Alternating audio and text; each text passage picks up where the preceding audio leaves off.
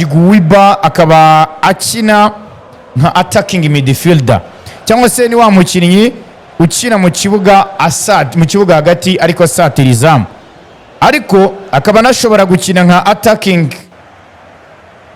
akaba ashobora no gukina nka winga,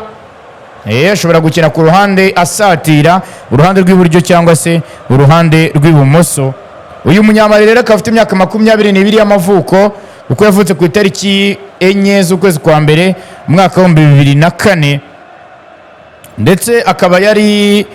ahari ku mukino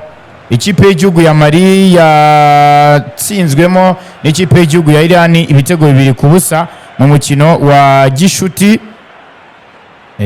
Akaba rero ari we mukinnyi mushya w'ikipe y'igihugu w'ikipe ya Rayon Sport, akaba avuye mu ikipe ya AS Real Bamako,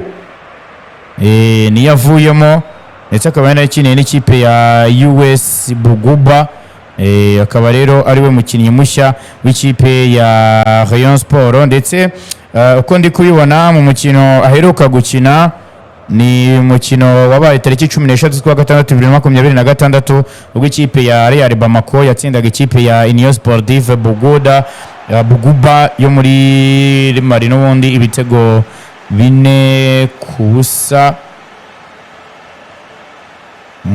Ariko kandi kuri match ya Iran na Mali yarari kuri benchi, ariko se ko mbona mu mikino yindi adaheruka gukinara, mbona adaheruka gukina wiswa Issa Jiguiba, mukinnyi mushya w'ikipe ya Rayon Sport.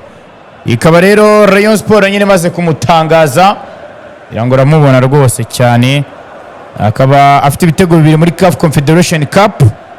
hanyuma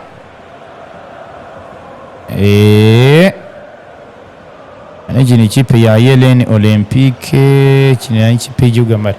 Ubwo rero nuko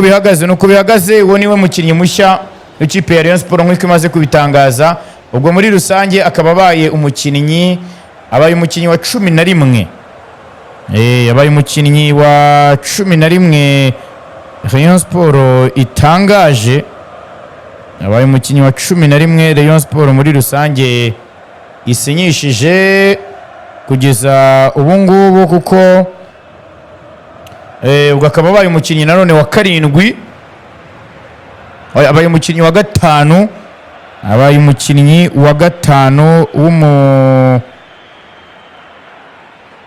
umukinnyi wa 5 utari w'umunyamahanga ikipe ya Rayon Sport kugeza ubu ngubu imaze gusinyisha, aho rero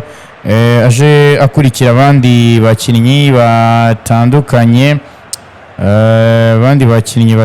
ikipe ya Rayon Sport yamaze kuba isinyisha by'umwihariko b'abanyamahanga, kuko ikipe ya Rayon Sport yaherukaga gusinyisha Ibrahim Jingaley, niwe mukinnyi yaherukaga gusinyisha nawe ukina mu kibuga hagati, yavanye mu ikipe ya US Gendarmerie yo muri Niger. Ubwo rero ikipe ya Rayon Sport ikaba isinyishije undi mukinnyi nawe ushobora gukina mu kibuga hagati, ndetse ushobora nanone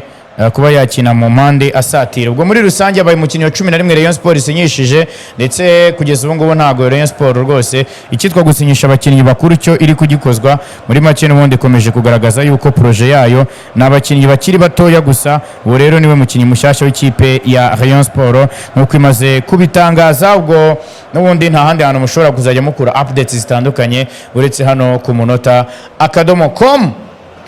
Kwigarukira rero hano mu gikombe cy'isi Dallas